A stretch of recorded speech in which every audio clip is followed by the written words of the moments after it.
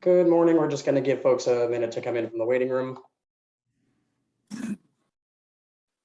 And as a reminder, when you are entering from the waiting room, please mute yourself unless and until you are appearing or testifying before the board. Good morning. This is a hearing before the licensing board for the city of Boston. Today is Tuesday, March 22nd, 2022. Today's hearing is being held pursuant to temporary amendments to the open meeting law. That is what allows us to meet virtually. Today's hearing will be recorded and posted to the city of Boston's website. Before I review procedural matters, I will introduce Chairwoman Kathleen Joyce. Good morning. My name is Kathleen Joyce. I'm Chair of the Boston Licensing Board, and today I'm joined by Commissioner Kiana Saxon and Commissioner Liam Curran. Thank you. Please ensure that your audio and visuals are working properly. I will call each item in the order that it appears on today's agenda. I will then ask who is present on behalf of the licensee, who is present on behalf of the Boston Police Department, and whether there are any other individuals with firsthand knowledge of the alleged incident who wish to testify. I will then swear in all parties, after which the police report will be read into the record. The licensee or their representative will have the opportunity to make a brief statement, followed by questions by the chairwoman and the commissioners. Again, all testimony will be limited only to individuals with firsthand knowledge of the alleged incident. We will start with item 1 on this morning's agenda, Galway Inc. doing business as the Harp, located at 85 Causeway Street. Date of the incident, November 27th, 2021. Assault and battery patron on patron in violation of Mass General Laws, Chapter 138, Section 64, Chapter 265, Section 13A. Who is present on behalf of the licensee? Good morning, Attorney Green, Dennis Quilty, representing the licensee. With me this morning is James Roberts, management for the establishment. Thank you. Thank you. And who is present on behalf of the Boston Police Department? Good morning. My name is Shane Claflin. I'm sorry. So this is for the Harp? Yes. Yes, correct. That is the first item on the agenda. There are several others. Okay. I don't think I'm here for the Harp. Okay, great. Okay. Who is present for this matter on behalf of the Boston Police Department? Do we actually have an incident number? Perhaps I was just misinformed and I am here for the Harp. No, sorry, Lieutenant Troy on behalf for the police department. Sergeant McIsaac and Officer Murphy are here for this matter. Okay. Officer, your matter will be the 6th matter heard. Very good. Thank you, sir. Okay. Thank you, Lieutenant Troy. Are there any other individuals with firsthand knowledge of the alleged incident who wish to testify this morning? Okay, can you all please raise Officer Murphy? Okay, thank you. Are there any? Can you all please raise your right hand? Do you swear to tell the truth, the whole truth, and nothing but the truth? I do. Thank you. And who will be reading the police report into the record? Sergeant McIsaac, I can do it. Great, you may proceed, Sergeant McIsaac. About 10:54 p.m. on Saturday, November 27th, 2021, officers Murphy and McCullough in the Alpha 102 responded to a radio call for a request BPD response call at 85 Causeway Street, the Harp in Boston. Upon arrival, officers were met by employees of the Harp who stated that one of the patrons had been assaulted inside the bar. The officers were escorted to the basement level. Officers were directed to Eric Jones, the victim. Officers observed Jones to be carrying a gray sweatshirt with dried blood on it. Officers asked Jones what had happened, to which he initially was reluctant to answer any questions. Eventually, Jones stated that he had been punched in the face by a white male. EMS Ambulance 15 arrived on scene. Jones declined to be taken to the hospital for further evaluation. Officers then spoke with Jamie Roberts, general manager of the Harp. Roberts showed officers security footage of the incident. Officers observed on security footage Jones stumble into a group of unknown people. The 2 unknown males, the suspects, then proceeded to strike Jones, and Jones fall to the ground. The fight happened on the 1st floor of the bar. Suspect number 1, a white male with a mohawk-style hair, wearing a camo jacket and blue jeans. Suspect number 1 also had a beard. Suspect number 2, a white male wearing a baseball cover, blue jeans, and a sweatshirt with an American flag emblem on the right sleeve. Roberts stated that both suspects were escorted out of the bar and fled in an unknown direction. Officers escorted Jones out of the Harp and observed his speech to be slurred, unsteady on his feet, and have bloodshot eyes. Officers advised Jones to call for an Uber and to go back home to Needham. Jones stated that he was going to try to get into another bar/establishment. Officers then strongly advised Jones to go home as he was intoxicated and unable to properly fend for himself. Jones became verbally combative toward officers, insulting them and calling them quote unquote bitches. Eventually, Jones took out his phone and called for an Uber back to Needham. Body-worn cameras were activated. Sergeant McIsaac arrived on scene and initiated a code 35 license premise violation number 26607. That is the narrative section of the police report. Thank you, Sergeant. Attorney Quilty, would you like to address the alleged incident? Yeah, thank you very much, Attorney Green. Yes, sir. May I first ask Sergeant McIsaac, your report indicates management cooperated? Right, sir? Yes, sir. And did you interface with Mr. Roberts? Sir, I'm not, I wouldn't be able to remember off the top of my head who it was. Maybe if I saw him, I'd recognize it, but I don't remember. But whoever I spoke with, they cooperated completely. Okay. And just a clarification, Mr. Roberts, who is the general manager, informed me that it was his staff who called the police. The report indicates police were called, but it doesn't indicate by whom. Do you know that it was the licensee staff that called? I don't know. I don't know exactly who called. Maybe Officer Murphy could bring some clarity to that. Okay. Officer? He's muted. What?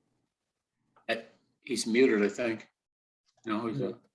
No, he's not muted. No. Can't hear him though.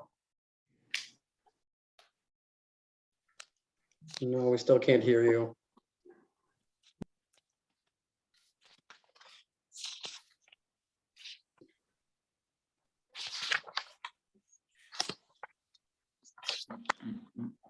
If you give me a moment, I can try and see if I can find it on the CAD, if I can look it up. But Okay. if that's We can, I mean, Mr. Roberts can testify to it as well. I mean, whatever the board pleases here. Sure. Yes, that will be fine. Would you like me to just continue with Mr. Roberts?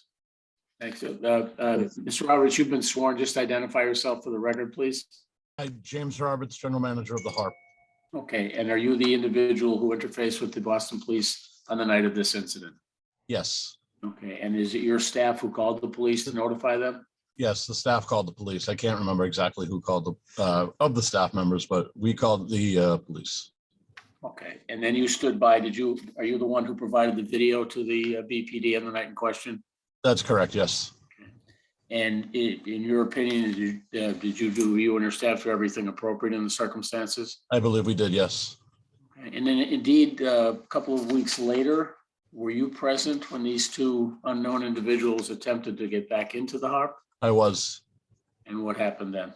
We saw them, we observed them. They were actually wearing the same clothing as the night of the incident. I approached them and I asked them, I said, you guys started a fight a couple weeks ago. I'm not going to let you in. And they kind of denied that anything happened. So I ran downstairs and I got a copy. I took a video of the video and brought it back upstairs. But by the time I came back upstairs, they had already left. Okay, all right. Thanks, sir. I have no further questions. The chair and the members may have some. Thank you. Chairwoman Joyce, any questions? I don't have any questions at this time. Thank you. Commissioner Carn, any questions? No questions, thank you. Great. Thank you all. The board will take this matter under advisement. Thank you. Thanks, Jamie. Thank you. Thank you. Calling item number 2, Gainsborough Hospitality, Inc., doing business as Two Saints Tavern Dos Diablos, located at 52 Gainsborough Street. Date of the incident, December 10th, 2021. Patron on patron assault and battery in violation of Mass General Laws, Chapter 138, Section 64, and Chapter 265, Section 13A. Who is present on behalf of the licensee? Attorney Green, once again, Dennis Quilty, attorney representing the licensee. With me this morning is Charles Hitchcock, who is the manager of record. Good morning. Detective Berlino Felix, Boston Police District 4. Thank you, Detective. Are there any other individuals with firsthand knowledge of the alleged incident who wish to testify this morning? Okay, can you all please, Detective Berlino, is it possible to put your camera on for a moment? So we can sort of get- I'm trying to figure it out. Hold on. Okay, I'm There we here. go. Thank you. Can you all please raise your right hand? Do you swear to tell the whole truth, the whole truth, and nothing but the truth? I do.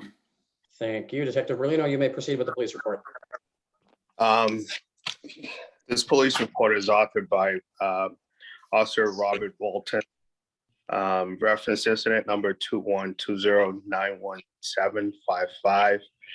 About 5:30 p.m. Wednesday, December 15, 2021, Officer Walton, while working the front desk at District Station D4, took a walk-in assault and battery report, which had occurred at 52 Gainsborough Street.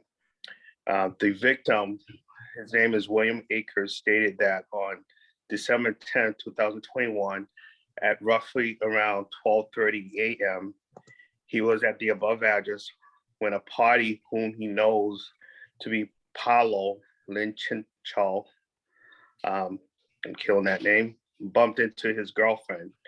He approached the male and asked him to apologize to his girlfriend. The male became confrontational and called the suspect a fucking faggot, quote unquote. Soon after, suspect friends known to be Mark Delory and Robert Green and an unknown fourth party got involved and began pushing and punching him. The victim was eventually knocked to the ground where he was kicked in the ribs by the males. As a result of the males attacking him, Akers suffered a cut above his eyebrow, which needed 9 stitches, bruises to his rib, as well as ruptured Achilles. All parties involved are students at Northeastern University. Northeastern is aware of the situation. They completed a report, and their report number is 211601. And it is additionally being handled internally by Northeastern. The victim said that he rushed to the hospital immediately following the incident. He said that he has medical papers from the incident, also has pictures of the parties involved. The bar believed to have video cameras and was advised that the report would be written regarding the incident. I had the opportunity to visit and also complete a code 35 at that location. I spoke to Charles Hitchcock, who is I believe the manager or the GM there. He fully cooperated. He was able to provide me the video of the incident. The uniqueness of this particular video, it was captured exactly where everything the incident happened. With that being said, I had an opportunity to interview the victim as well as his girlfriend, who was present at that time. The video, after their interview, I showed the video to the victim, and I wanted him to see what happened because I have already reviewed the video, and it clearly indicated that the victim kind of basically started the whole situation. And from observing the video, he concluded that he did not want to pursue the matter further. That's all I have. Thank you, Detective. Attorney Quilty, would you like to address the alleged incident? I just, Detective, you did say Mr. Hitchcock cooperated with you, gave you the video. Yes.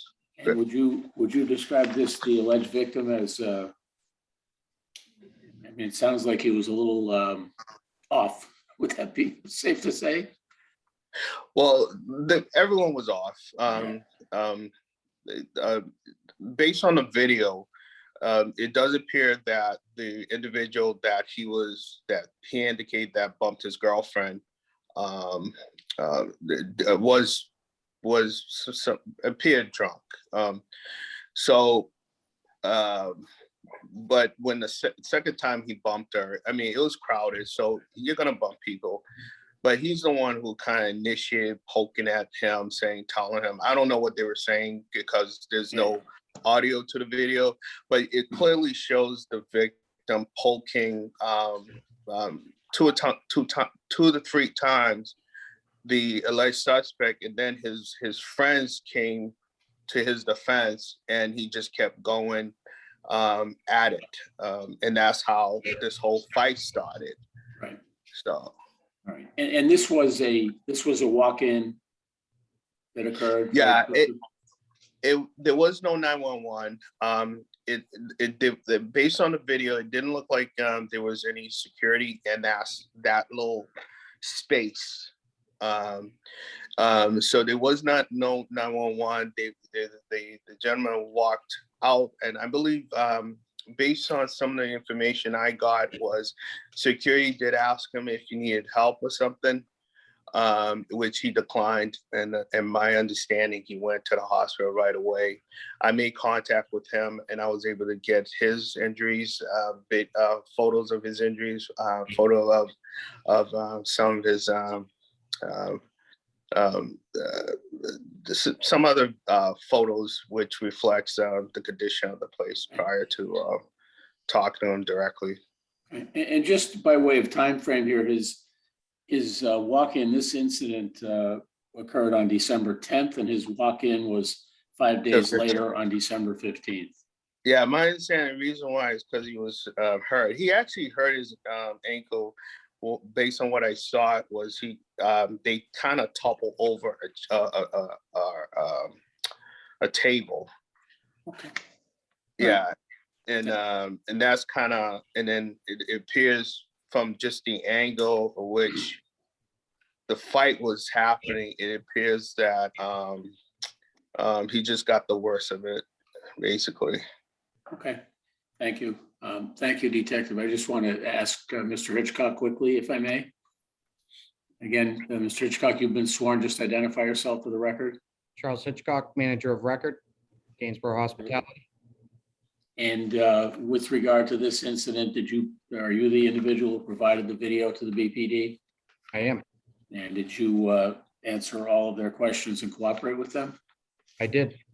Did you discover from your staff anything about the incident? Following up on it? We discovered that we did attempt to provide assistance to this individual. However, he turned us down and just immediately wanted to leave. Okay. Thank you, sir. Board may have some questions for you. Thank you, Attorney Quilty. Chairwoman Joyce, any questions? I do. I don't know if this question's for the detective or for Mr. Hitchcock, but how long would you say this fight took place? How long? A couple minutes? Was it? Mr. Hitchcock, you had said to me that you thought it was over very quickly and nothing observed immediately. Is that correct? That's correct. That was my understanding, yes. And I can only answer it based on the video. I would say maybe the most 2 minutes. Okay. Thank you. And how many staff were working this night? Staff in total, there were 5 total. And can you break that down for me? That Some of would them be security, some of them bartenders bartenders. and 2 security guards. Okay.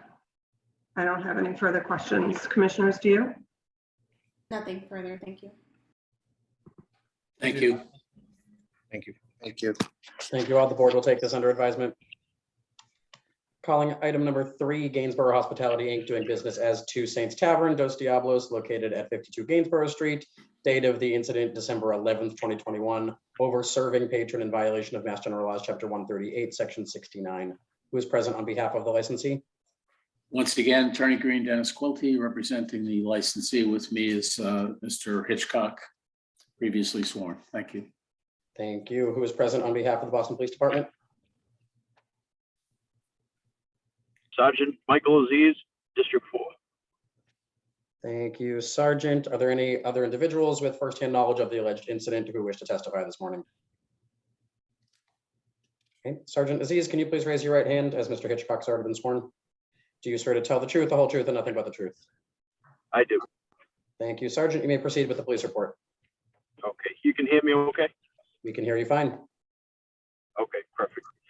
So there's two parts to this report. The initial incident report was authored by Sean Bardall. At about 10:20 p.m. on December 11th, 2021, officers Bardall and Sparrow responded to 52 Gainsborough Street.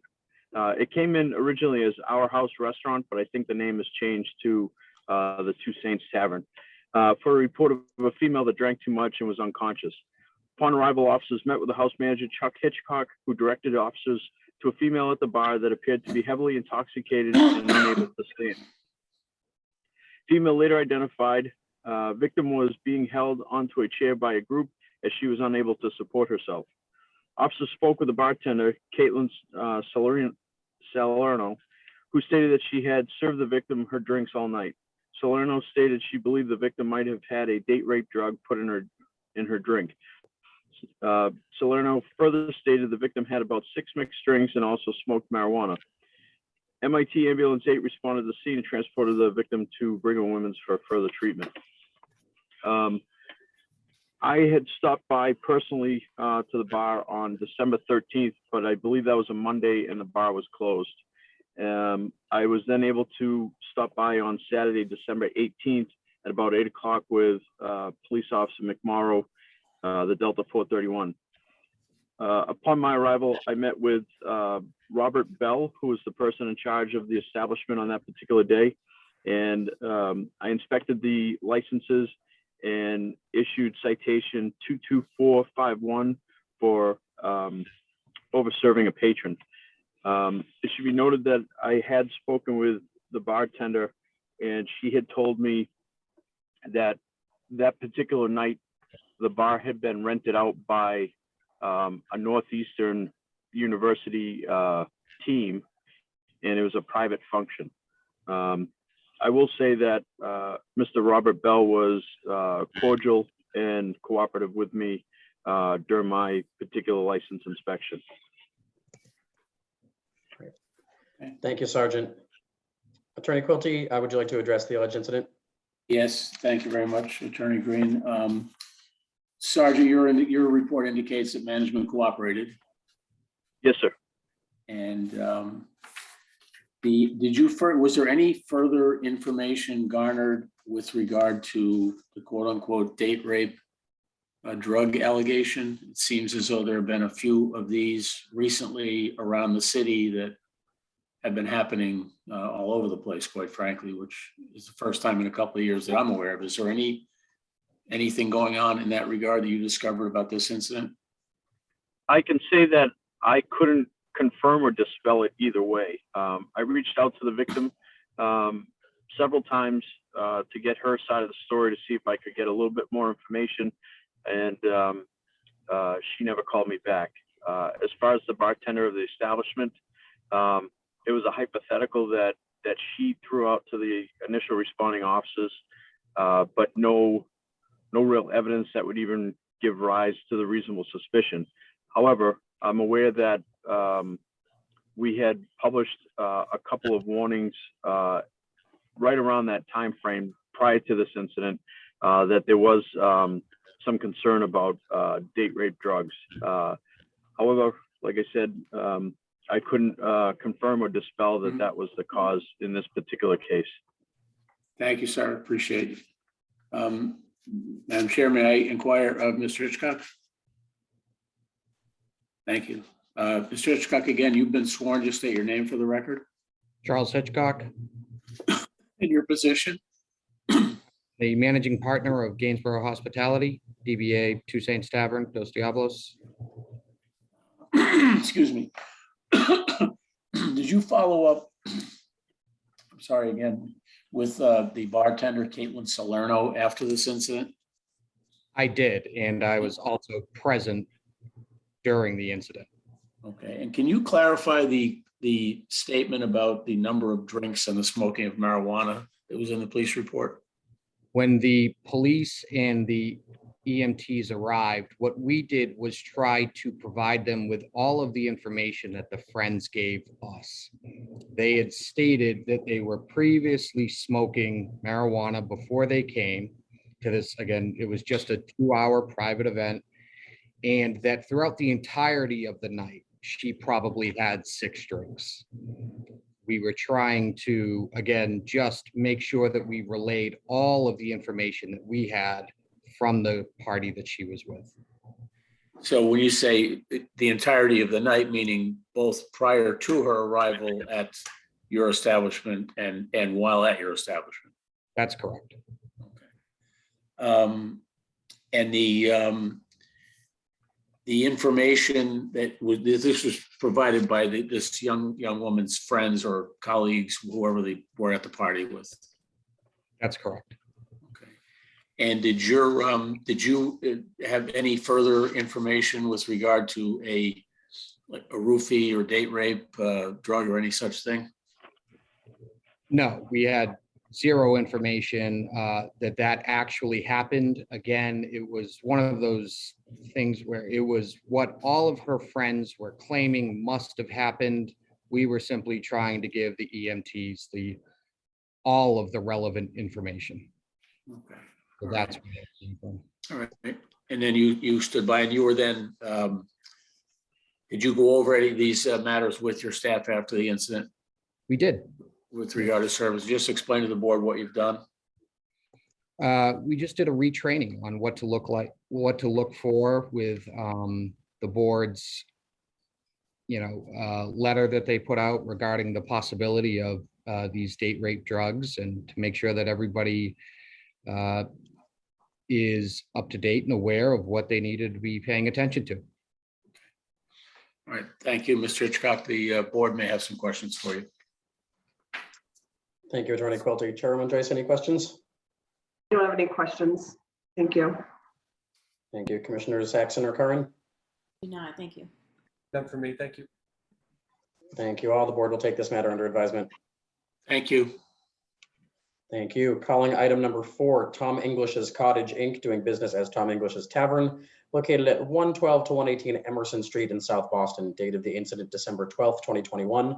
Assault and battery, patron on patron in violation of Mass General Laws, Chapter 138, Section 64, and Chapter 265, Section 13A, and assault and battery, employee on patron in violation of Mass General Laws, Chapter 138, Section 64, and Chapter 265, Section 13A. Who is present on behalf of the licensee? Morning, Attorney Green. Attorney Kurt Bletzer on behalf of the licensee. With me also is Mike Neff. Good morning, Madam Chair and members of the commissioners. Thank you. And who is present on behalf of the Boston Police Department? Detective Kevin Magone is present. Thank you. Are there any other individuals with firsthand knowledge of the alleged incident who wish to testify this morning? Can you all please raise your right hand? Do you swear to tell the truth, the whole truth, and nothing but the truth? I do. I do. Thank you. Detective, you may proceed with the police report. Well, 12:28 on Sunday, December 12th, 2021, Officer Driscoll and Ketty, while assigned to the Fox 421 and Fox 441, responded to a radio call for an assault and battery in the area of 600 East Broadway, South Boston, Tom English Cottage. Also responding was the Fox 201 and Sergeant Crabb, the Fox 912. Upon arrival, officers observed the crowd in front of Tom English Cottage. Officers approached the establishment and made contact with Thomas Frisbee, the witness. Mr. Frisbee stated that his girlfriend and her friend were attacked by bouncers at the bar. Mr. Frisbee stated that the bouncers both punched and kicked females. Officers then made contact with victim number 1, Miss Megan Flynn. Miss Flynn stated that she was out celebrating her birthday when she was attacked by bouncers at the bar. Miss Flynn said that she was slammed to the ground by one of the bouncers and was kicked and punched by the bouncer. Miss Flynn stated that she had a knee injury and was bleeding from that knee. Officer Driscoll then spoke with Dana Epstein, victim number 2. Miss Epstein also began stating that she was attacked by the bouncers. Miss Epstein had a knee injury as well as long as an injury to her finger. Ms. Epstein stated that the bouncers attacked her and her friends while they were trying to leave the bar. While speaking with Ms. Epstein, Emil walked up and stated that he was sucker punched by a bouncer of the bar while trying to help the two females who were getting beat up. Emil identified himself as Mark Solner, victim number 3. Mr. Solner stated to Officer Driscoll that he had a neck injury. Ms. Epstein then stated that she was also kicked in the head while on the ground. Officer Driscoll requested if any of the victims needed Boston EMS for medical evaluation, to which they all stated no. At this time, Sergeant Crabb, the Fox 912, went inside Tom English Cottage. Speaking with the workers inside, Sergeant Crabb issued a license premise inspection notice, citation 070530. Officer Driscoll spoke with Tom English employee Leah Muse. Ms. Muse stated that an issue occurred at the bar between patrons and other patrons. Ms. Muse stated that the group of females kept approaching other females, causing issues. Ms. Muse stated that employees tried escorting them out when one female fell to the ground and another began kicking the employees. Let it be known that Officer Driscoll was shown a video upon arrival from Mr. Frisbee, the witness. This video showed a Tom English employee apparently in the doorway of the bar. Officer Driscoll was able to speak with that worker, Mr. Nathaniel Orchard. Orchard stated that one of the females was grabbing his leg, which caused his shoe to fall off. Mr. Orchard came outside to try and retrieve his shoe. All employees refused Boston EMS. Tom English Tavern has a camera facing the front entrance and also multiple inside. District C6 detectives to follow up with the investigation. Thank you, Detective. Attorney Blitzer, would you like to address the alleged incident? Detective, you were not there that night, were you? Night of the incident? No, I was not there, no. Okay, thank you. I have no further questions, Attorney Green, for the detective. I'd like Mike Neff is the manager that was working on duty that night. If I can ask some questions from Mr. Neff. Please do. Thank you. Mr. Neff, you were working the night of the incident, correct? I was, yep. And how many employees were working that night? We had 5 employees on that night, 3 door staff, 2 bartenders. Myself was one bartender, Miss Muse was the other bartender. And the door staff that you had working with the individuals that have been working at the bar for a period of time? We have, most of them have been with us since before COVID. One's been here for 4 years, the other at least 2.5 years. So we've had them on for a while. And were you also bartending that night? I was behind the bar, yep. Okay, can you describe to the board what happened, what you observed? So we had a nice crowd in here that evening, maybe about 140 people. These girls come up to the bar. We have like a service area where you can walk up and order a drink. They kind of bumped up against another group next to the service area and just had some words, but it was nothing that we thought was going to be a problem. They stepped back and then kind of kept coming back up to the area, just kind of being a little bit belligerent and rude to these girls. At that point, just not wanting to have any issue between the two groups, we decided to ask these girls to leave. And where it was a group of girls, I asked Leah to go around the bar with our door staff to just escort them towards the exit. I stayed behind the bar, kept an eye on everything else, and I looked over as they were exiting and saw some commotion at the doorway, which looked like some people had fallen down. A little bit of chaos there, so I turned up the lights. It was close to last call anyhow. Stopped service, and where I could see there was commotion and some kind of looked like shoving, I went ahead and called 911 just to assist with us getting them out of the bar. Okay, what happened after that?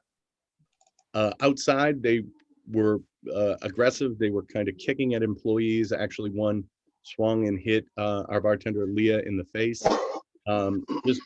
They weren't happy that they were asked to leave. They were out celebrating a birthday party. Our staff just is always trained to de-escalate. We're not hitting people. I don't even like putting hands on anybody. But they were just uncooperative, fairly belligerent, and just didn't want to go. They weren't happy about it. And at some point, I know the report talks about Nathan Orchard. He's one of the door staff, correct? He is, yes. And something happened with his shoe, correct? Right. When one of the girls was on the ground, they were kind of like flailing about, and one was grabbing at his leg and pulled his shoe off. He had to actually go out and get his shoe off the ground from out front because they were just so uncooperative with wanting to leave. And did you see any of your staff strike any of the patrons? I didn't, and that's not something we would tolerate. And you do have training in regards to that with your security staff? We train on hire and then we review it pretty frequently, especially with all the COVID protocols and the date rape advisory and things like that. We're in constant communication with our door staff about what's going on and what's expected of them. And it's not something I could see what's alleged in the report as having happened. And as a result of this incident, did you have further meetings with your security staff and bar staff? We reviewed it that night. Our owner was in the next day. We went over it. I was fairly confident in our staff that we did the correct thing in having these females leave the bar.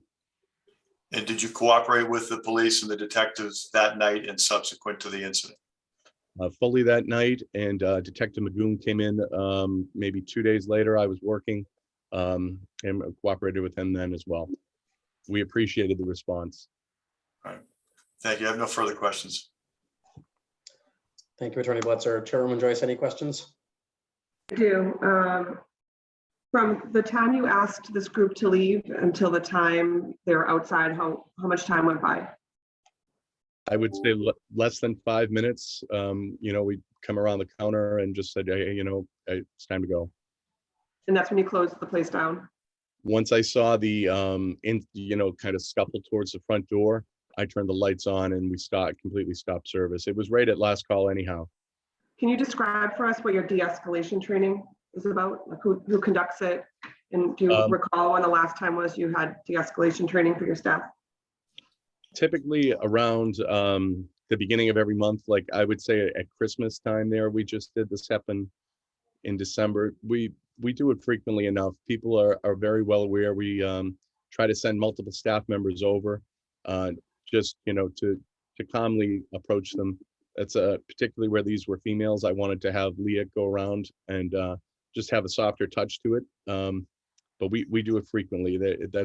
We have a no tolerance policy for anything aggressive from our door staff. And do you conduct the training or do you have a company come in? That's what I'm trying to get at. We do it in-house. Okay. I don't have any questions. Commissioners, do you? Think further, thank you. I don't, thank you. Great.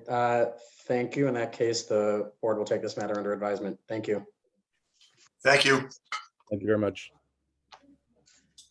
Calling item number 5, Anchovies Acquisition Limited Partnership doing business as Anchovies located at 433 Columbus Ave. Date of the incident, December 19th, 2021. Overserved patron in violation of Mass General Laws, Chapter 138, Section 69, and patron on patron fight in violation of Mass General Laws, Chapter 138, Section 64, and Chapter 265, Section 15A. Who is present on behalf of the licensee?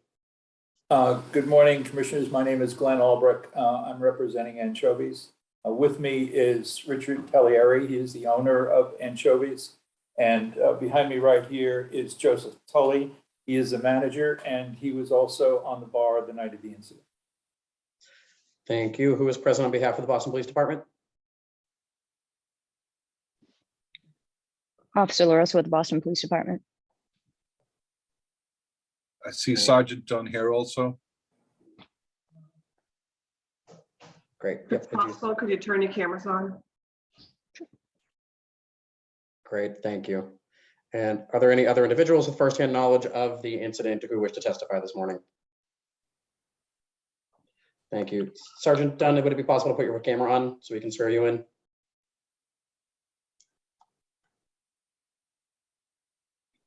There we go. Thank you. Can you all please raise your right hand? Do you swear to tell the truth, the whole truth, and nothing but the truth? I do. Thank you. Officer LaRosa, will you be reading the police report? Sure thing. Great, you may proceed. Thank you. All right. And just to clarify, prior to reading the report, there's, just for clarity purposes, there's more than one victim. Victim number 1 is referred to as Charlie. That's actually a female, and she wasn't on scene, so we only have the name Charlie as reference. But that is a female victim. So the police report is as follows. On 12:53 a.m. on Saturday, 12/18/2021, Officer LaRosa and Officer McDonough, assigned to the Delta 103 Alpha, responded to a radio call for a report of a fight at 465 Columbus Avenue in Boston. Officers were assisted by Officer Butcher and Montero, Sandoval and Sullivan, Officer Trigian and Officer Pinella. While en route, Channel 5 operations advised officers that the fight continued down Columbus Avenue in the direction of West Newton Street. On arrival, officers observed witness number 1 identified as Margaret German, witness number 2, Sienna Nagel Thompson, and the suspect later identified as Daryl Adams. Witness number 1, German, stated that she and her friends were at Anchovies located at 433 Columbus Avenue. While at Anchovies, witness 1 stated that she observed the suspect, Mr. Adams, and victim number 1, Charlie, inside of the bar. Witness number 1 stated that she and her friends spoke with victim number 1, who was Charlie, who stated that she did not know the suspect, Mr. Adams. Witness number 1 stated that victim number 1 seemed to be very intoxicated and she attempted to leave the bar to go home for the night. Witness number 1 stated that the suspect, Mr. Adams, also appeared to be intoxicated and left moments after victim number 1, Charlie, had left. Witness number 1 and witness number 2, and then victim number 2, Daniel Campos, followed the suspect, Mr. Adams, out of the bar. Once outside, witness number 1, German, stated that they observed the suspect, Mr. Adams, grabbing at victim number 1, Charlie, by the arm. Witness number 1 and witness number 2, and now victim number 2, encouraged the suspect, Mr. Adams, to leave victim number 1 alone. Victim number 2, Mr. Campos, stated that he attempted to create distance between the suspect and the victim. Victim number 2 stated that the suspect, Mr. Adams, started calling the females names and started to push them away from him. Victim number 2 stated that the suspect, Mr. Adams, pushed him as victim number 2, Mr. Campos, kicked the suspect and pushed him backwards. Victim number 2 stated that the suspect, Mr. Adams, got up off the ground and continued in the direction of victim number 2, Mr. Campos, and continued to push him. Victim number 2, Mr. Campos, stated that he struck the suspect in the face with a closed fist and pushed him backwards a second time. The suspect fell to the ground a second time and proceeded to get back up and continue in the direction of victim number 2. Victim number 2 stated that the altercation continued on Columbus Avenue in front of the South End Food Emporium, located outside of 479 Columbus Avenue. Victim number 2 stated that the suspect pushed him up against a small fence, which made him lose his balance. Victim number 2 stated that his watch broke when he made contact with the fence and that the suspect got behind him. Victim number 2 stated the suspect put his body weight up against his back and used his right arm to wrap around the front of his body and around his neck. Victim number 2 stated he did not lose consciousness at any time, but that he was able to quickly escape the chokehold, as he described it, attributing the loose grip to the suspect being intoxicated. Officers requested Boston EMS on scene. Officers spoke with witness number 1, German, and witness number 2, Nagel Thompson, that both confirmed the details provided by victim number 2, Mr. Campos. Witness number 2 stated that they were unsure of what victim number 1's last name was, but stated that she claimed to live in the area of Columbus Avenue and Northampton Street. Witness number 2 stated that they observed victim number 1 continue on foot down Columbus Avenue, but were unsure of her exact address. Boston EMS Ambulance 1A01, D'Amico and Rodriguez Rosa arrived on scene. EMTs assessed victim number 2. Victim number 2 stated that there was no loss of consciousness, no shortness of breath, or no change in tone of voice as a result of the incident with the suspect. Victim number 2 denied needing medical attention and stated he did not need to be transported to the hospital. EMTs stated that there was no visible neck injury observed on victim number 2. EMTs instructed victim number 2 to contact 911 in the event that he experienced any trouble breathing for the duration of the evening. Officers spoke with the suspect, Mr. Adams, and questioned why officers were speaking with him. Officers asked the suspect what happened prior to their arrival, as he was unable to communicate the events of what happened after leaving Anchovies. The suspect was offered medical attention as he asked officers what he would need medical attention for. Officers explained he was bleeding from the face and observed that his shirt had blood on it. The suspect stated he did not need medical attention and that he just wanted to go home. Officers observed witness number 1 and witness number 2 and victim number 2 exit the area safely on foot on Columbus Avenue in the direction of Holyoke Street.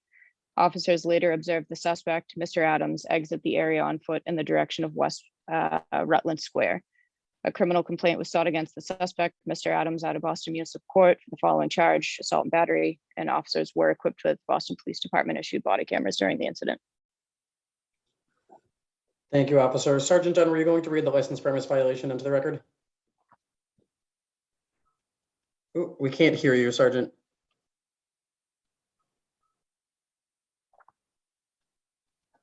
We still are not able to hear you.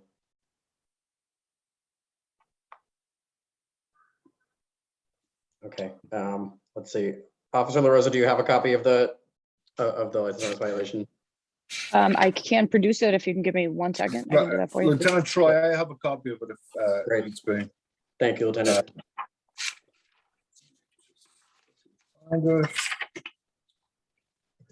Second incident report is authored by Sergeant Dunn, a supplementary report, and reads as follows. On 12/19, about 12:30 a.m., Sergeant Dunn of District 4 conducted a licensed premise inspection of Anchovies, 433 Columbus Ave, South End. Sergeant Dunn issued a violation in reference to the original incident that occurred at 12/18/21 for overserved patron and patron-on-patron fight. These issues were brought to the attention of the person in charge, Ms. Grossman. Inside the premise, Sergeant Dunn observed an expired business certificate having expired on 9/17/21. Sergeant Dunn instructed Ms. Grossman that she should inform the owner of the expired license and other violations. As a result of what he observed, Sergeant Dunn issued license premise inspection notice number 02/2003 for Anchovies for expired business certificate, overserved patron, and patron-on-patron assault. Ms. Grossman has signed for and accepted the notice. That's the extent of that incident report. Thank you, Lieutenant. Attorney Albrecht, would you like to address the alleged incident? Yes, please. Just 1 or 2 questions for Officer LaRosa. Do I understand from your report and your testimony that you never had an opportunity to talk to or observe the woman named Charlie? That's correct, sir. Okay. The other people who were in the bar and came outside ostensibly, I guess, to help Charlie, the witness, Margaret, the victim 2, Daniel, did any of those individuals appear to be intoxicated? They appeared, they admitted that they had been drinking for the night. They were also inside Anchovies. They said that they were on a date. They were just concerned about the behavior that they saw inside and transferred outside. Right, but they didn't appear to have slurred speech or to be overserved? No, sir. Okay. And if I understand correctly, there was no activity, no physical activity or fighting or arguing that went on inside the bar, to the best of your knowledge. Is that right? To my understanding, that's correct. So anything that occurred apparently occurred because the witnesses followed this fellow Adams outside, and we're just trying to keep him away from this woman, Charlie, and that led to altercation. Is that what you understand? That's correct. No further questions. Members of the commission, I had submitted a statement by one of the witnesses who was named by the police. This is Sienna Nagel-Thompson.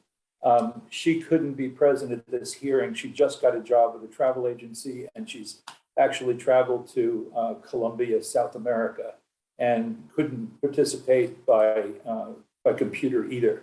So I knew she wouldn't be able to. So I submitted that. I'd just like to touch on a few points that were in that report, if I could.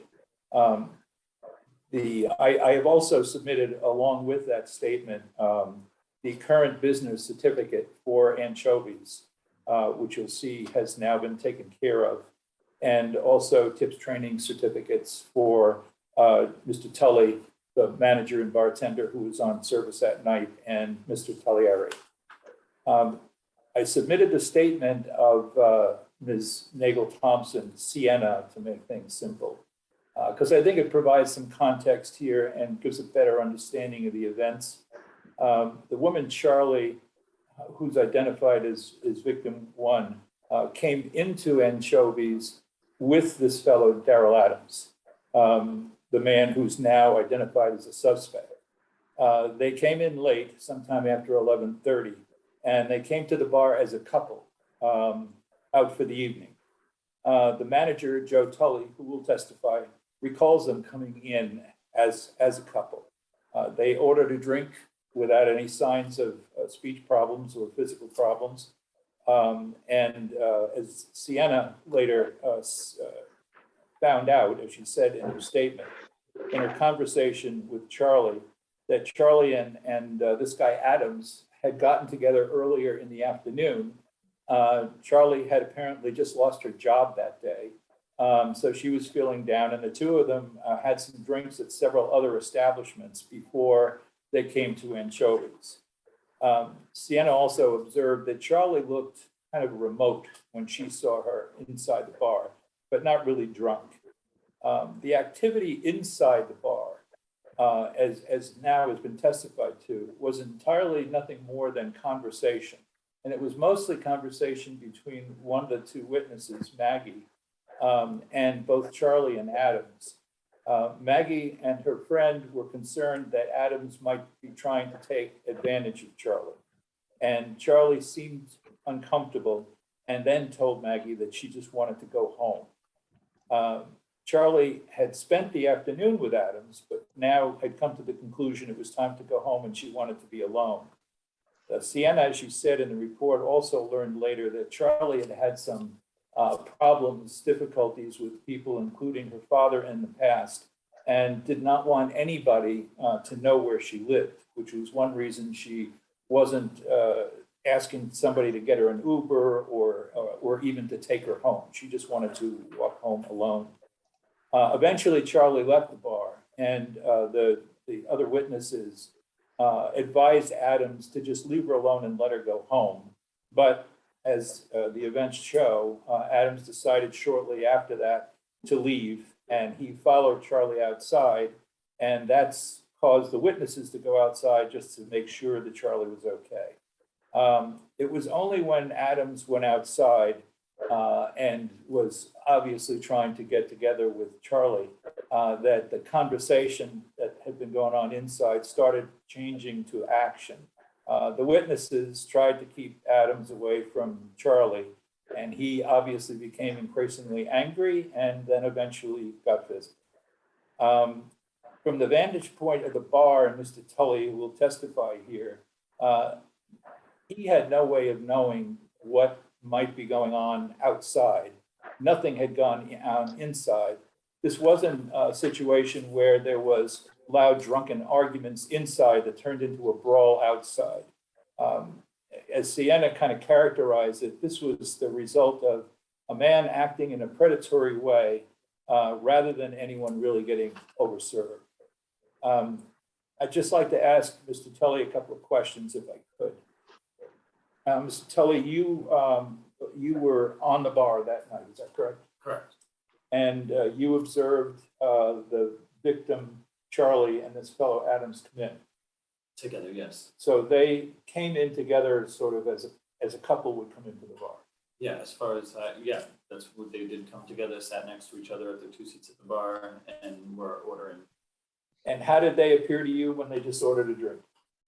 It was fine. They only had the one drink, and it was a Friday night, and so they were fine when they ordered it. And I had seen Charlie before, so I was seemed normal to just give her the drink, and that was kind of my interaction. Okay. Did you observe any arguing, yelling, any pushing or pulling going on in the bar that involved these people? No arguing at all. It was just the girls coming to talk to Charlie, but even still, I was like a little busy, so I wasn't completely enthralled in what was going on with them. Okay. And after this incident took place outside, were you aware by the end of the night that that incident had even happened outside? I had absolutely no idea that happened. Okay. I have no further questions. If the board has questions. Thank you. Chairwoman Joyce, any questions?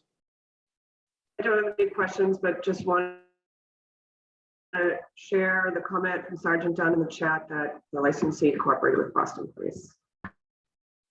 Thank you. Commissioner Saxon, Commissioner Curran, any questions? No questions from me, thank you. No questions, thank you. Thank you all. The board will take this matter under advisement. Thank you very much. Thank you.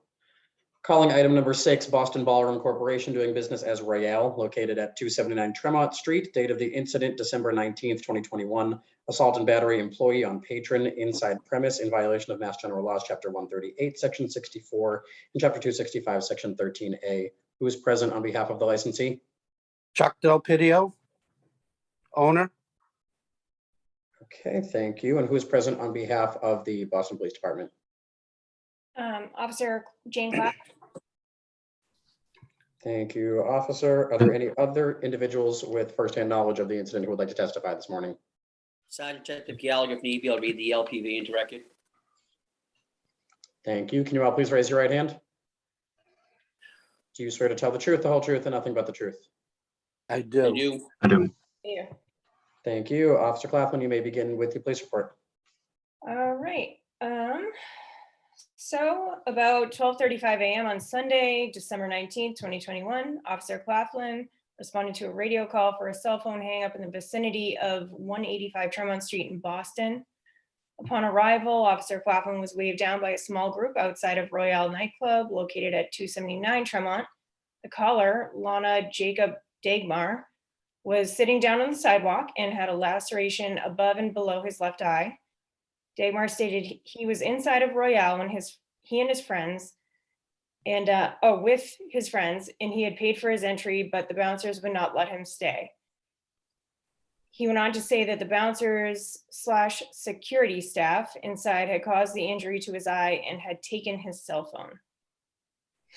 Officer Claflin then spoke with the bouncer at the door, Stephen Barbosa, and Barbosa stated the group was asked to leave numerous times due to being heavily intoxicated and eventually escorted out due to refusing to leave on their own. At that time, Dagmar continued to resist leaving, resulting in a physical removal. Barbosa said he suspected Dagmar's missing cell phone fell on the floor of the club during the removal and that he did not take it from him. EMS A6 was called to evaluate Dagmar and transported him to Tufts Medical Center for further evaluation of his eye injury. And that is it. Thank you, officer. Sergeant Gallagher, are you going to read There's the? a second report written by an officer, Niles, Waddy Niles. You want me to read that one as well? Yes, please. At about 1:16 p.m. on Sunday, December 19th, 2021, Officer Waddy Niles was assigned to the front desk of Boston Police District D4, took a walk-in report for an assault and battery which occurred at the Royale nightclub, 279 Tremont Street. The officer notified Detective Wallace, who responded to take photos of the victim's injuries. While writing the report, the officer discovered a report to be already written, BPD number 212-092-707. Photos taken and reported to A1 detectives. That's it for that report. My report follows on 12/23/2021 at 10 p.m. Sergeant Detective William Gallagher, Detective Eddie Hernandez, assigned to licensed premise unit, conducted a licensed premise inspection of Royale at 279 Tremont Street. This inspection came about because of an incident that occurred on 12/19/2021 at 12:30 a.m. During this incident, BPD officer Jane Claflin, the Alpha Gold 05, responded to a radio call in the vicinity of Royale nightclub. Officer Claflin was flagged down and spoke to the caller, Lana Jacob Dagmar, who stated he was assaulted by staff members of Royale as being escorted from premise. Officer Claflin also reported talking to staff member Stephen Barbosa, who reported that Mr. Denmark had to be physically removed from Royale because he was heavily intoxicated.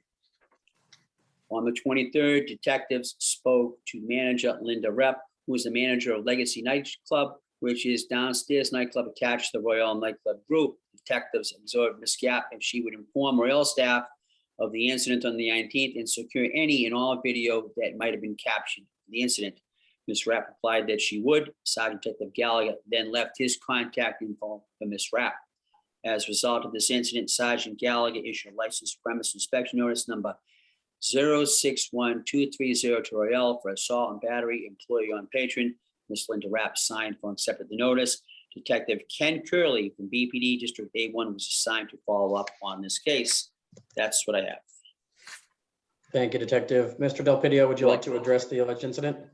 Yes, please. Good morning, Madam Chair, ladies and gentlemen of the board.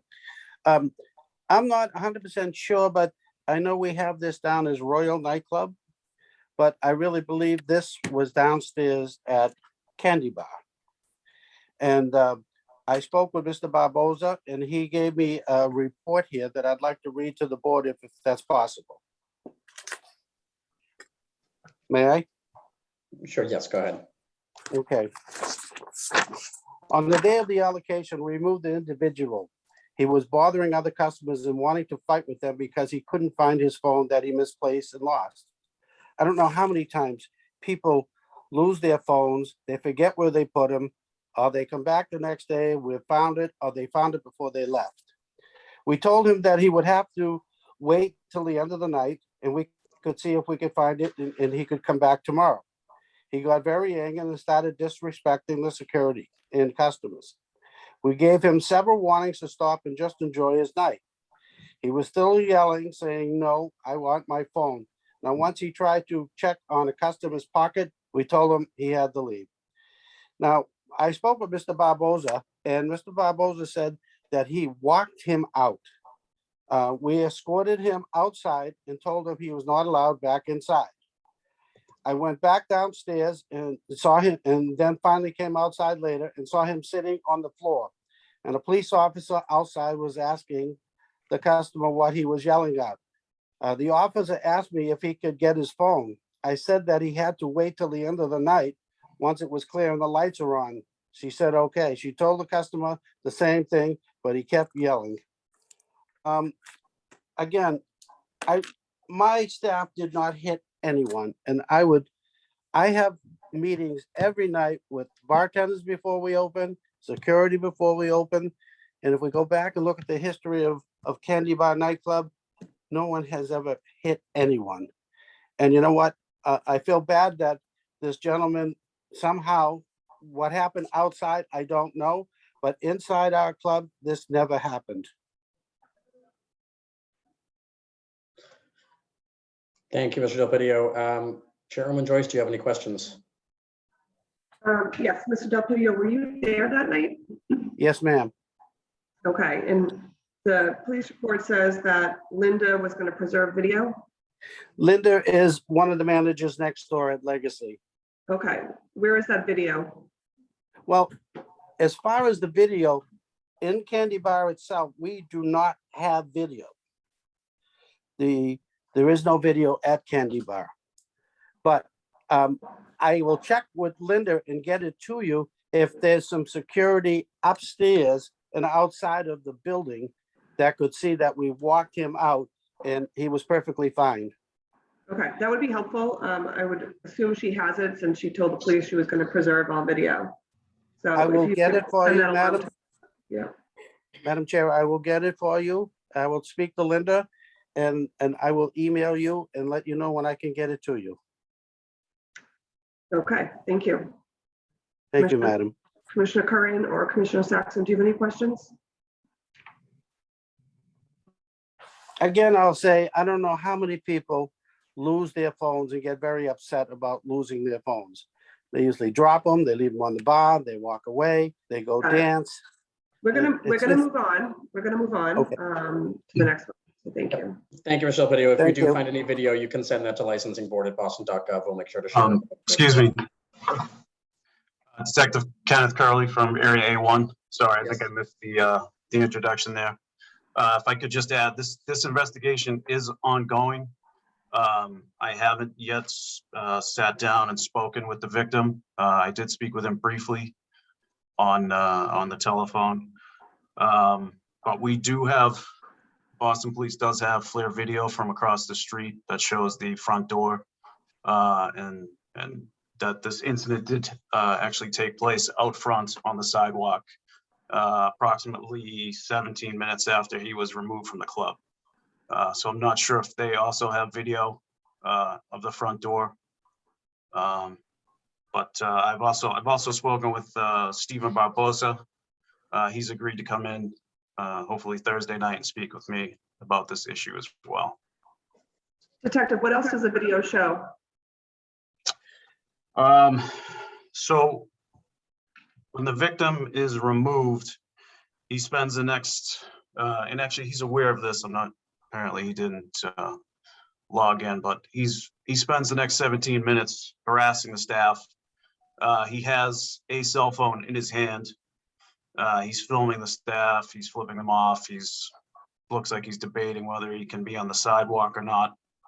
And it appears that eventually the staff loses patience with him. He either bumps one of the staff or is close enough to have words with him, and that staff member assaults him.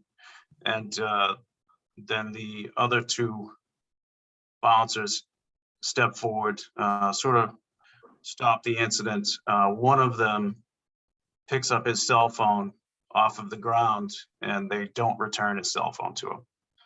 So this incident did happen the way he says it did. It just happened outside the club. Right in front of the club. In front of the club on the sidewalk, yes. So your testimony is that you have video that shows the staff member assaulted the patron and the staff refused to I give back. believe it. See, it was cold that night, so they're all masked, but it appears to be three members of the door staff. And one of them does punch the victim in the face.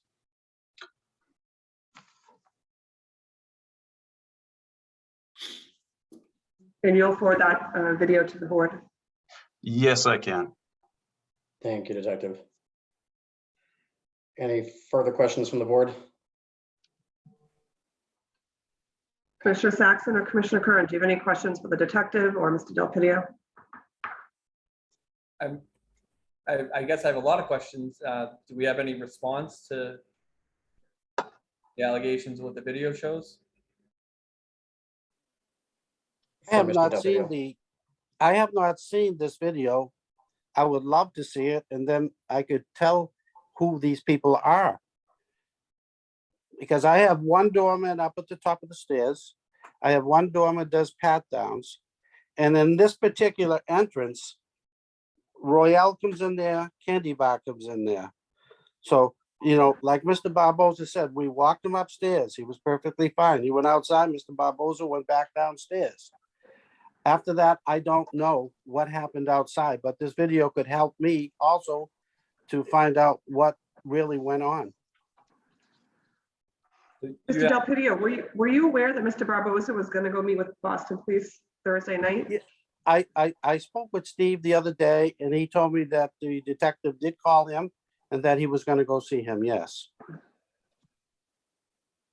So you have no information about approximately 17 minutes of basically outside the building? Yeah. I do not outside the building, no. Because we have a nightclub going on downstairs and we need to take care of what's going on downstairs.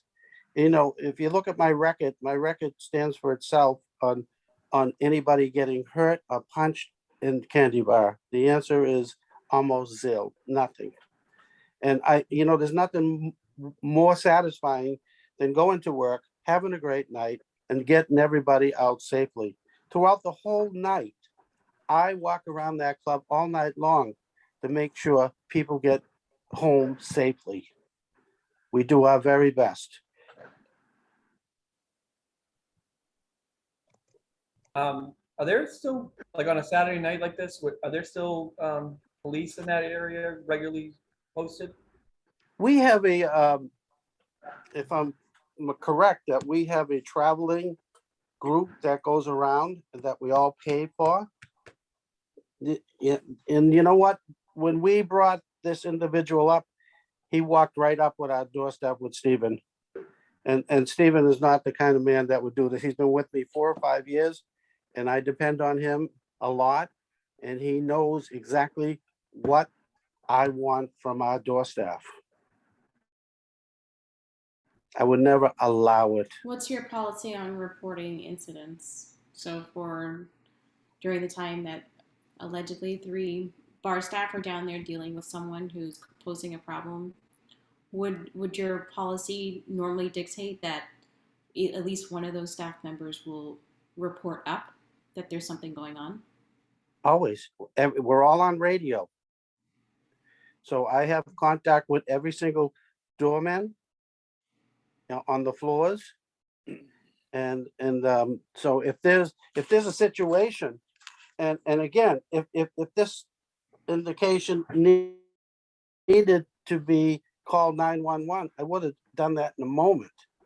But he walked right upstairs and he had his cell phone in his pocket. I don't know what this man was doing. And I don't know if the person that allegedly had maybe hit him, who it was, but I'll tell you right now, it was not one of my personal staff. And that video will help me to get to the bottom of this case.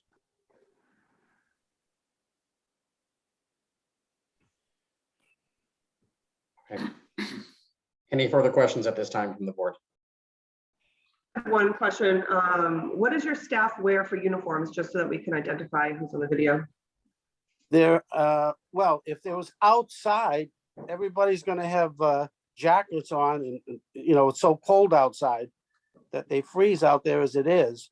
So if outside would be a little more difficult. Mask, maybe saying, well, at that time, we might have said security on the mask, but downstairs they wear shirts with security on. Okay. But outside it's so cold. Okay, So thank you. Thank you. thank you, madam. Detective Curley, please do forward that video when you're able to licensing board at boston.gov. Yes, I will. Thank you very much. Board Thank will take you. this- Yep, board will take this under advisement as well. Calling item I number appreciate 7. it. Thank you. Calling item number 7, Broadway Boston Restaurant LLC, doing business as Loco Taqueria and Oyster Bar, located at 412 to 414 West Broadway in South Boston. Date of the incident, November 24th, 2021. Overcrowding, 198 found on mechanical count, 177 capacity, 170 house count, in violation of Mass General Laws, Chapter 138, Section 64, and Board's Rule 1.03J, 1.06A and F. Who is present on behalf of the licensee? Morning again, Attorney Green, Dennis Quilty, representing the licensee. With me this morning is Michael Shaw, who is the manager of record. Good morning. Thank you. Who is present on behalf of the Boston Police Department? I am. Thank you, Detective Fernandez. Is there anyone else with firsthand knowledge of the alleged incident who wishes to testify? Sergeant Detective William Gallagher, if need be. Zach Silver, General Manager. Welcome. Thank you. Can you all please raise your right hand? Do you swear to tell the truth, the whole truth, and nothing but the truth? I do. Thank you, Detective Hernandez. You may proceed. Please report. Good morning. I'll be reading from the police report, which I wrote on Wednesday, November 24th, 2021. Sergeant Detective William Gallagher, Detective Eddie Hernandez, assigned to the BP licensed premise unit, conducted a licensed premise inspection of local located at 412 West Broadway in Boston. As detectives walked inside the establishment, detectives asked the front door staff what the count of patrons inside was. The staff member stated that they had a count of 170 patrons. While reviewing the licenses and permits of the establishment, detectives learned the capacity of the premise set at 177. Detective Hernandez performed a mechanical count of the establishment, discovered that the actual number of persons located inside the premise was 198. Detectives brought this to the attention of the person in charge, Mr. Zach Ziobro. Mr. Ziobro stated he would immediately bring the establishment into compliance. As a result of what detectives observed, Sergeant Detective William Gallagher issued license premise inspection notice 044660 for overcrowding of the establishment. Mr. Ziobro signed for an accepted notice. That's all. Thank you, Detective. Attorney Quilty, would you like to address the alleged incident? Thank you. If I may, I'd like to just ask Detective Hernandez a couple of questions. Detective, when you arrived on premise, was there a line outside the premise for admission? I don't remember. So this was back in November 21. Okay. And did you recall whether the various egresses in the establishment were clear? Yes, sir. We always check that. So if I didn't write that in there, that was clear. Okay. And as you indicated, Mr. Zoibro was the person you dealt with and he cooperated with you and immediately followed your instructions. Yes, sir. Thank you. Thank you, sir. I have no further questions of the detective. May I just inquire of Mr. Shaw and the staff? You may. And Mr. Shaw, just you've been sworn, just identify yourself for the record, please. Yeah, Michael Shaw, I'm the managing partner of the restaurant. I'm the manager of record. Okay, and this Mr. Zoibro is with you. He's a member of your staff as well. Yeah, as general manager of the restaurant. Can you enlighten the board as to what your policies are with regard to, for example, the count that your staff gave was 170, which is 7 persons less than your stated capacity. Can you tell the board what your policy is with regard to your staff people outside checking for entrance? Yeah, we always have 2 guys on, especially, I think this was the night before Thanksgiving, any major nights, Thursday through Sunday. They keep an accurate count, then we start a line if the demand is there. They check IDs and check egresses throughout the night. We always have 2 or 3 guys stationed inside, 2 at the door. Priority for us is creating a safe environment for the patrons that are inside. And on the night in question, can you verify that indeed a line had been started outside? Yes. I mean, to your knowledge, did your staff, take an appropriate count? To my knowledge, yes. But if Detective Hernandez got a different count, then that's the count he has. Okay. And did you, following this, do you address this with your staff people with regard to, capacity, crowding, et cetera? Always. There's always a retrain of security staff, bartenders and servers and our management team every single time that something like this comes up. Thank you, sir. The board may have some questions for you. Thank you, Chairman Joyce. Any questions? Thank you. Either Mr. Shaw or Attorney Quilty, how many staff did you have working that night?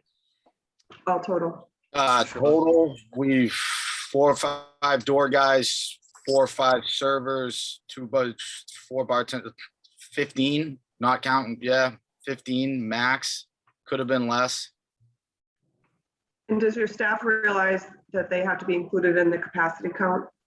Yeah, we covered that after this incident. Okay.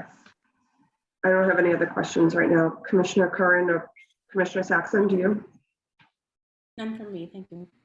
Nothing additional for me, thank you. Thank you. The board will take this matter under advisement. Thank you. Thank you. Calling item number 8, 1260 Boylston Street LLC, doing business as Sojuba, located at 1265 Boylston Street. Date of the incident, December 26th, 2021. Bottle service, unattended bottles of alcohol on table in violation of Mass General Laws, Chapter 138, Section 64. Who is present on behalf of the licensee? And again, Mr. Attorney Green, Dennis Quilty, attorney representing the licensee. With me this morning is Jin Chong, who is the owner of the establishment and the manager of record. Good morning. Thank you. Good morning. Who is present on behalf of the Boston Police Department? I'll be again. Thank you, Detective Hernandez. Are there any other individuals with firsthand knowledge of the alleged incident who wish to testify this morning? Sergeant Detective William Gallagher, if need be. Thank you. Can you all please raise your right hand? Do you swear to tell the truth, the whole truth, and nothing but the truth? Yes, I do. I do. Thank you, Detective Hernandez. You may proceed with the report. Good morning. Once again, on reading from a police report, which I wrote on Sunday, December 26, 2021. Sergeant Detective William Gallagher, Detective Eddie Hernandez, assigned to the BP License Premise Unit, conducted a license premise inspection of Soju Bar located at 1265 Boylston Street in Boston. While walking through the establishment, detectives observed patrons sitting at a table with 2 bottles of hard alcohol, Hennessy in particular, placed in a bucket, ice bucket. These bottles were left unattended and made available for self-service access to make beverages. Detectives informed the person in charge, Mr. Stampart, that this is a prohibited practice. Bottle service is not a condition allowed on the establishment conviction license. Mr. Park said that he would immediately correct the situation as a result of what detectives observed.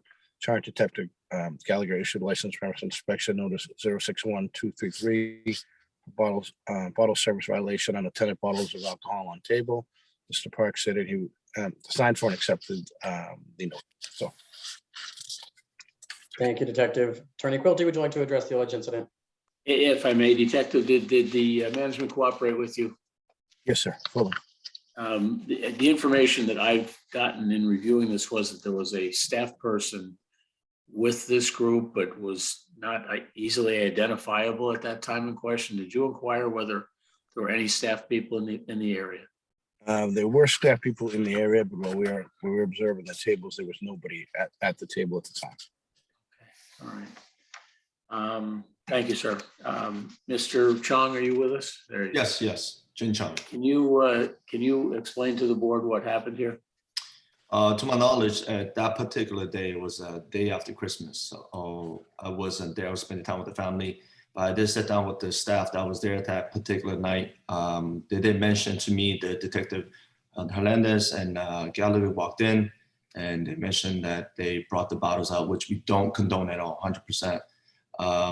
They did mention to me the gentleman named Lamb that was actually a server there that night was present at that particular location when Detective Hernandez walked up. And to my knowledge, it just, we don't condone this bottle service at all. It was day after Christmas. There was a party of 30 people that had a private party up top. I sat down with all my staff. I trained them a lot, they're better than what I should have. They are knowledgeable on this matter. And top that off, this is the first violation in 5 years I've been in Fenway. And and the staff and the person that was serving that night, that he was definitely reprimanded, and he lost his position as a server. But we definitely trained them well enough to make sure there's no bottles at the tables at all. From your discussions with the server, did this person think that he was acting appropriately? Do I think he was acting appropriately? No. I think that he took the matter into. Did he tell you that he thought that it was okay what he was doing? He was there attending the bottle, et cetera, that he thought it was appropriate? He thought it was okay. Yes, he thought it was fine. He thought it was okay as long as he's attending to the bottle, especially with 30 people that was there at that particular table.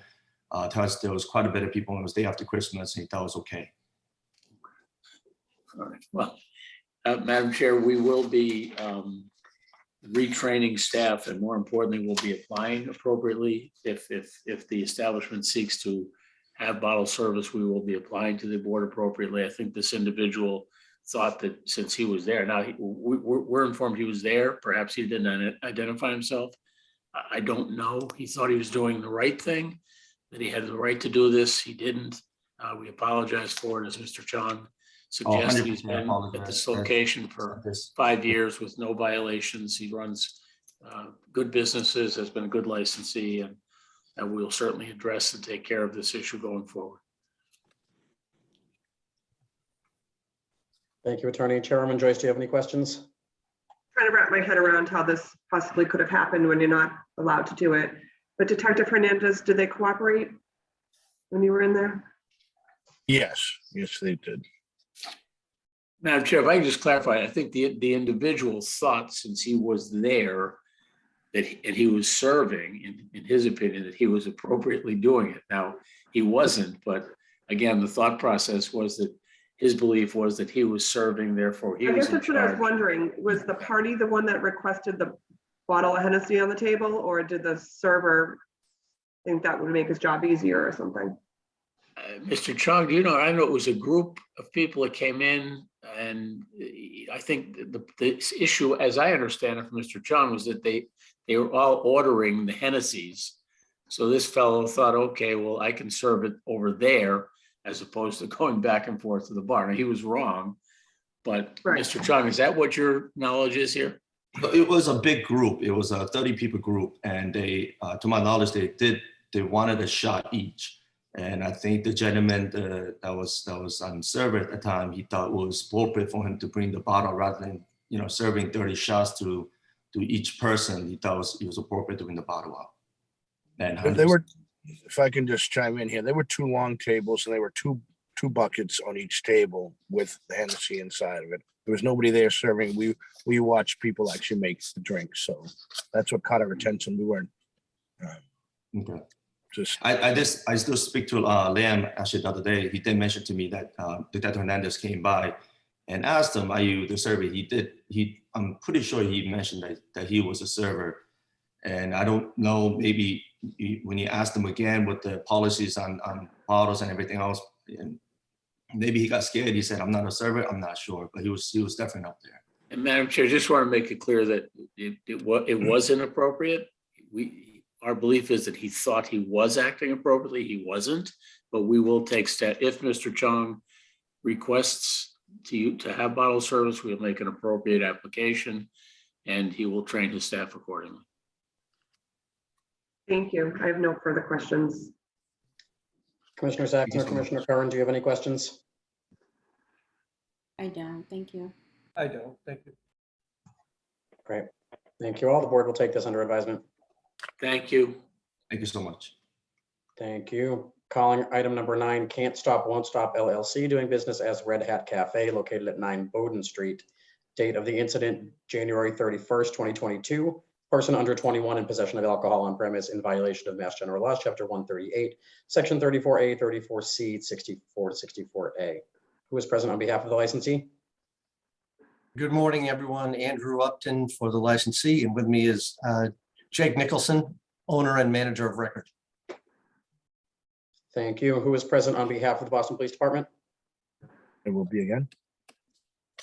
Thank you, Detective. Are there any other individuals with firsthand knowledge of the alleged incident who wish to testify this morning? Sergeant Detective William Gallagher, if need be. Thank you. Can you please raise your right hands? Do you swear to tell the truth, the whole truth, and nothing but the truth? I do. I do. Thank you. Detective Hernandez, you may proceed with the police report. Okay, good morning again. I'll be reading from a police report, which I wrote on Monday, January 31st, 2022. Sergeant Detective William Gallagher and Detective Eddie Hernandez assigned to the BPD licensed premise unit conducted a license and premise inspection of the Red Hat located at 9 Bowden Street in Boston. While reviewing the licenses and permits of the establishments, detectives observed there was no entertainment license posted. As detectives walked through the bar area, they observed a table of 6 patrons drinking alcoholic drinks. Detectives noticed these patrons appeared young, and detectives asked them to produce identification to confirm their ages. Five of the patrons stated they were over 21 years of age. Detectives confirmed that the 5 patrons were indeed over 25 years of age. The 6th patron, Mr. Michael Odser, stated that he was over 21 years of age. Mr. Odser then produced a fraudulent Pennsylvania driver's license that contained the correct name, but displayed a date of birth that made it appear as though he was over 21 years of age. Detectives used a license verification program which confirmed that the driver's license was indeed fraudulent. The fraudulent driver's license was confiscated by detectives. Detectives were able to identify Michael Odser by his valid Florida driver's license. Mr. Odser will be summoned to the court for person under 21 possession of alcohol and possession of fraudulent identification. Detectives brought this to the attention of the person in charge, Mr. Jacob Nicholson. As a result of what detectives observed, Sergeant Detective Gallagher issued license premise inspection notice 061290 for a person under 21 years old in possession of alcohol on premise and no entertainment license posted. Mr. Nicholson signed for and accepted notice. Thank you, Detective. Attorney Upton, would you like to address the alleged incident? Yes, thank you. Detective, was Mr. Nicholson and any other staff cooperative in the process? Yes, sir, very. Okay. If it pleases the board, I'd just like to mention a few facts. Number 1, the entertainment license application was apparently completed at that time, but they had not filed it. They filed it within 2 days of that, and it has been issued and posted since early February. Regarding the incident, Mr. Nicholson purchased the Red Hat and opened it on January 27th. So he had been working for months at a furious pace on hiring and opening, and this was his third or fourth day of operation. It is their policy to card all patrons, and in fact, staff did card this entire group, all 6 people. And because they are aware of the prevalence of quality fake IDs that seem to be everywhere these days, they had at that time ordered a card scanner. However, it had not arrived yet. And even though they carded all 6 of these people, the one guy with a fake fooled the server who looked at it. It had the guy's picture, it had his name, it had his date of birth, it had his address. He said he was from Pennsylvania. But the more sophisticated software of the BPD obviously determined that it was a fake. This was a good server. This is someone who had worked for the Red Hat for 2 years before Mr. Nicholson took over. This is someone they kept on. He's a full-time server. He's an experienced person. He's tips trained, as are all staff. But in this case, he was not able to recognize the fraudulent ID. Because of that, they've instituted a new policy. They still card all patrons regardless of age. But if someone comes with a out-of-state ID, the server must examine it now, and before taking an order and serving, has to clear that ID with a manager.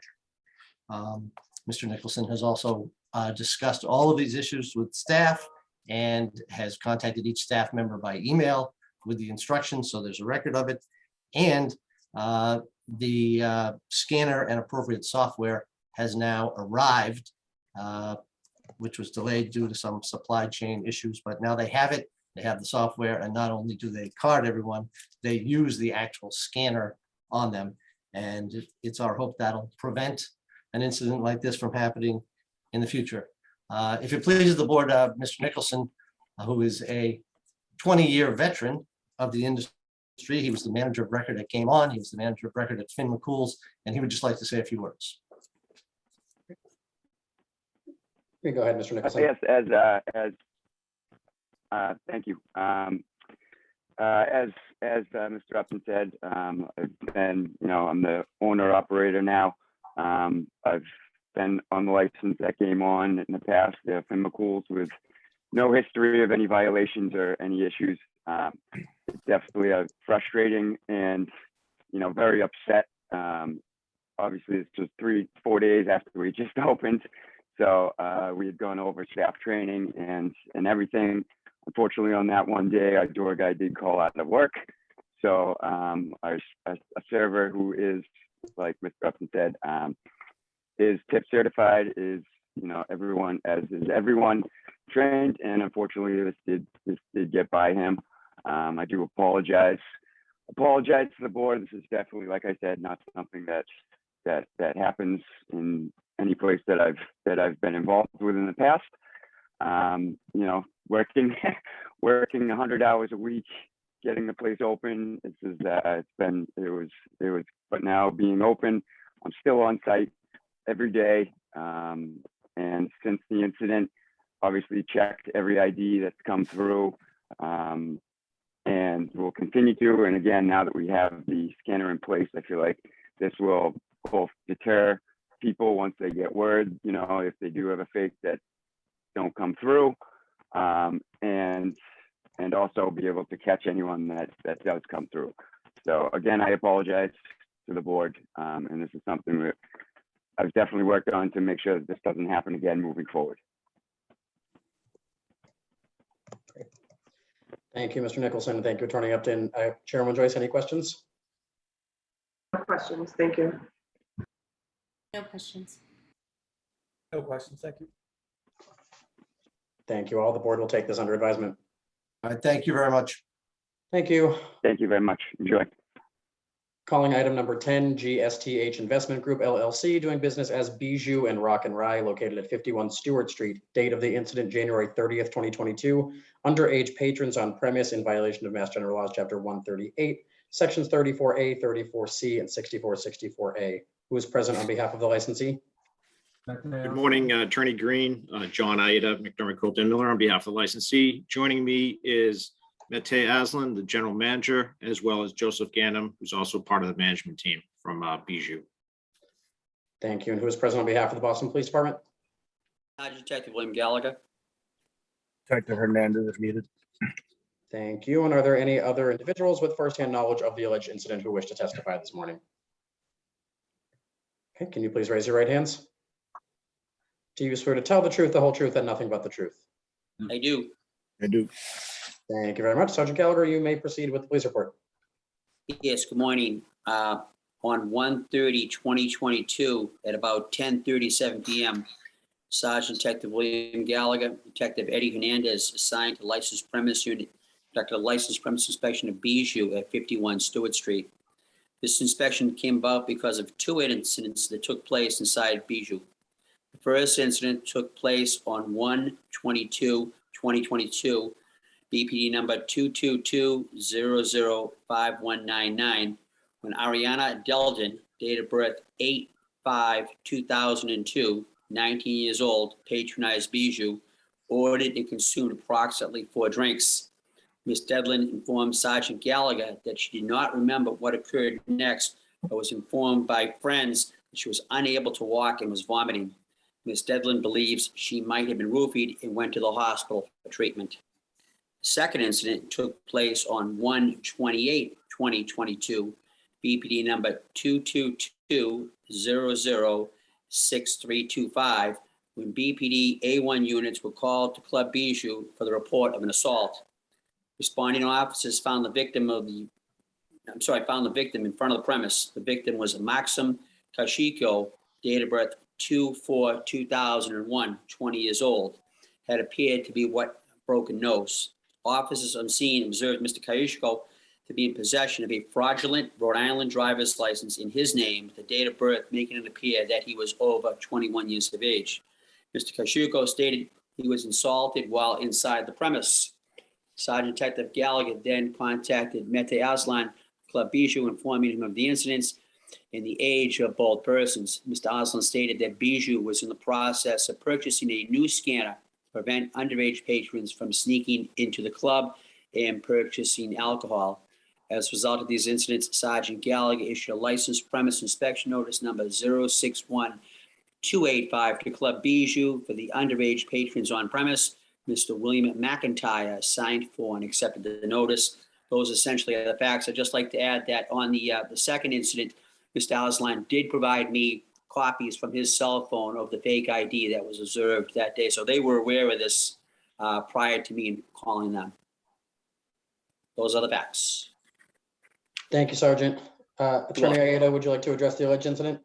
Yes, thank you. Good morning, Sergeant Detective Gallagher. When you and Detective Hernandez arrived on January 30th to the premises, it was as a part of your inspection was to provide notice of these 2 prior alleged incidents. Isn't that correct? No, sir. Okay, so on the 30th itself, you did not observe any alleged violations. Is that accurate? Bijou was closed that night. We dealt with the folks downstairs at the premise I have on the first floor. Okay. So on the 2 prior alleged incidents, one on January 22nd and one on January 28th, you did not have any personal knowledge of those 2 events, correct? I talked to the first victim via phone. I was not on scene for either of those 2, but I did make the follow-up investigation. Okay. And same question to you, Detective Hernandez. Did you have any personal knowledge of either of those events on January 22nd or January 28th? No, sir. We were not there on scene for those. Okay. And Sergeant Detective, if you take the first incident of January 22nd, do you recall whether or not this was as a result of a walk-in? I think we're just talking about the underage patrons right now. We don't have the assaults. Right. So the first one was the underage. There's a reference to another report, so it does mention that it was the result of a walk-in. Okay. Are you aware of that or not, Detective Gallagher? I don't think it was a walk-in, sir. Okay, well, what I'm just trying to establish is that we're trying to verify, her whereabouts, what information, if any, the police had as to how she was able to gain access to the establishment that evening. She told me she had a fake ID. Okay. Have you had an opportunity to look at that other report, which is referenced in this report, Detective Gallagher? I believe it was a sick assist. I did, it was back in January, so I don't have all the incident. I don't recall all the incidents, but it was a sick assist. Could you just explain what that means, sick assist? She left there not feeling well in the company of her friends, and she was escorted over to New England Medical Center. Okay, I don't have a copy of that, Detective Gallagher, but I do have that underlying report, which ends 5199.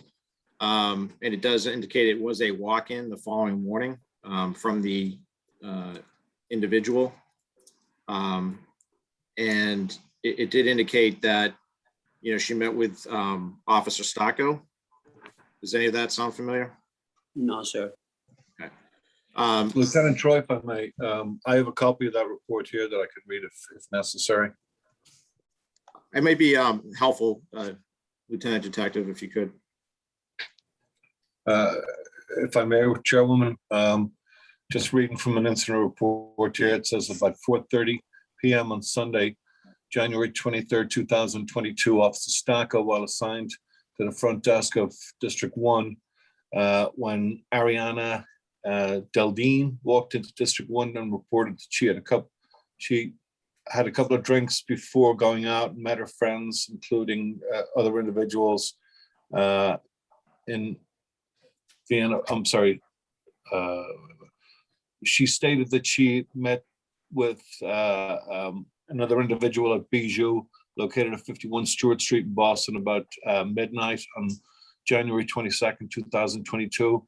The victim stated that the other individual at Escato bought her a drink and that she observed the bartender pour in hand to her. The victim stated that after a few minutes, Escato told her to finish her drink and we could go and dance, which she did. She put the cup down and went to find her friends to dance. Victim stated she doesn't recall what happened, but she found herself in the bathroom thrown up and almost unresponsive. Victim stated that her friends found her in a stall and she was unable to walk, talk, stand, or hold her head up, but was able to say hospital. Victim stated that she left the club and went to the hospital and was treated and released at 4:40 a.m. on that morning. And that's the extent of that incident report. And that's authored by the front desk person at District 1, the police officer. Thank you, Lieutenant Detective. Sergeant Detective Gallagher, does that help refresh your memory a little bit, or does that you had an independent conversations with this woman? Is that right? That's pretty much the conversation I got for her, except for the parts that she did not remember. She had to be filled in by her friends. Okay. What I'm getting at is what I see from this report. There's no indication of that she provided a fake ID or any ID. So I'm just trying to establish, what, if anything, was provided and actually corroborate, whether or not she was there that evening. Well, my conversation with her that she was there, she readily admitted that. And when I asked her how she got in, she told me she had a fake ID. So okay, thank you. I think they'll let her in without it. Right. And that's what I'm just trying to establish. And I'll, turn that over to the staff in a minute to ask those questions. There was no evidence in the report and based on your conversations, other than the statements made by her, that she was either served alcohol or in possession of alcohol at that time? Of when, sir? There was no eyewitnesses, in other words, of that evening? No, it's just her statements to us, sir, that she had alcohol there. And you indicated in your report that the staff was cooperative? Yes, sir, they were. And you've had an opportunity before and after these events, you've observed the staff procedures outside their establishment? Yes, sir, they have since repurchased a new scanning device, which is much more able to detect fake IDs than the ones they've had in the past. Thank you. I'm just going to ask the staff first, and then we can get into the other incident. I think that makes sense to handle each one one at a time. Sure. That's fine. So if I can inquire of Mr. Aslan and Mr. Ganem, you've both been sworn in? Yes. Yes. And can were you either one of you there the night of January 22nd? Yes. You both were. And can you just describe the process on how you handle the entrance into the establishment? Every patron that gets in line that wants to enter the establishment, they get ID'd and they get questioned at the door. And do you have any independent memory of this incident or this individual being there that evening? I do not. I don't. And again, had you ever had an opportunity to, and actually this should go back to Sergeant Detective Gallagher, when she indicated she provided a fraudulent ID, did you ever obtain that or receive a copy of that fraudulent ID? No, sir, I believe she lives out of state, and we did not personally meet with her, and we did not request the ID to be sent to us. Okay. And then back to Mr. Aslan and Mr. Ganem. So obviously you have not had an opportunity to see a copy of this fraudulent ID or what potentially was used that evening. Is that right? That's correct. And it's fair to say, though, if someone was inside, they would have had to go through security and had their ID scanned and checked. Is that accurate? Correct.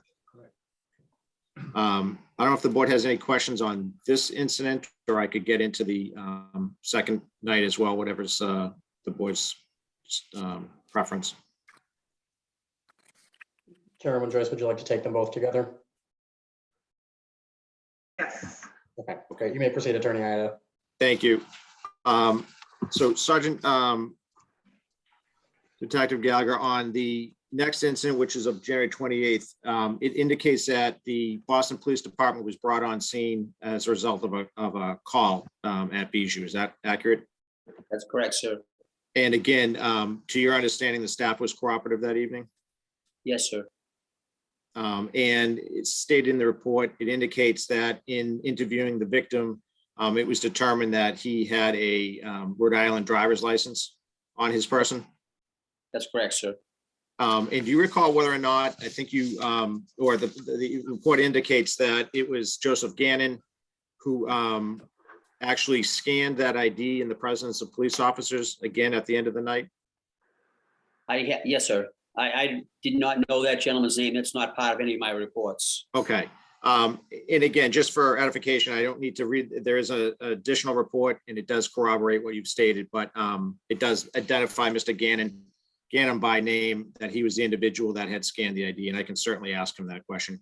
The point being, though, that in the presence of the police, Mr. Gannon again took that ID that was confiscated from this individual and ran it through their scanning system.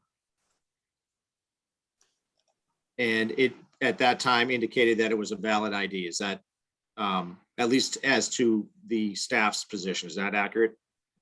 That could be, yes. And again, since this incident, you also indicated that they have now implemented new scanning system. They do. And do you recall whether you received an email or a call, I think that evening, from Mr. Aslan about this incident? I did, sir. And again, it was to keep the lines of communication open, to inform you that this had happened and to keep the rapport with the police. Is that accurate? That is. And since that time, have you noticed that, you've noticed procedures out front. Have you noticed that there have been more IDs that they were able to turn away, or more individuals they were able to turn away as a result of these new scanners? That's correct. So we were there 2 weeks ago and we witnessed it firsthand, them turning people away. And again, these scanners are used, I think, as close as they can be to what the police department uses, as well as recommended by the ABCC. That's correct, sir. Okay. And that's all I have. Thank you, Sergeant Detective Gallagher. You're welcome. So Joseph, again, if you could just talk about the evening on January 28th. You met with the police officers. You spoke to them after this incident occurred. Correct. And can you just explain what happened specifically with running that ID again, and tell us what transpired? So when the officers came, we ended up looking at the IDs from the patron. Officers stated that the ID was real. we wound up scanning the ID on the system of Age ID, the IntelliCheck, and that stated that it was real also. And do you recall if this photo did show this individual's, it was this individual in the photo? Correct. And other than showing the date of birth to have been of legal age, it appeared to be a legitimate ID. Correct. And you cooperated with the police? Correct. And do you recall when you installed the new scanner on the at the front?